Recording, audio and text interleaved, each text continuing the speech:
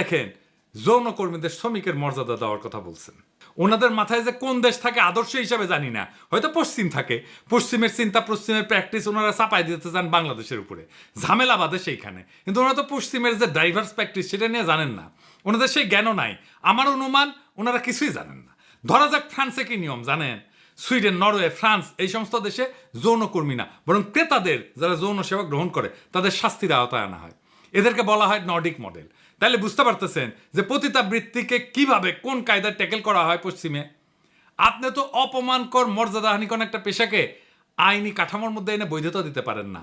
আপনারা পতিতাবৃত্তিতে ইন্ডাস্ট্রি বানাইতে চাইতেছেন, সেখানে টাকা বিনিয়োগ হবে, আর বাংলাদেশের নারীরা সেখানে শ্রমিক হিসেবে কাজ করবে। মানে পতিতাদের অ্যাপয়েন্টমেন্ট লেটার দিবে, পেনশন থাকবে, প্রমোশন হবে, পতিতারা ট্রেড ইউনিয়ন করবে। Are you crazy? মাথা মতো ঠিক আছে আপনাদের?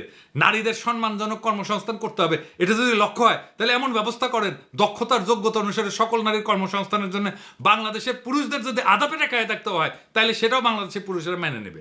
কিন্তু এটা মানবে না, আগুন জ্বালায় দিবে। মাথায় রেখেন, আগুন নিয়ে খেলেন না।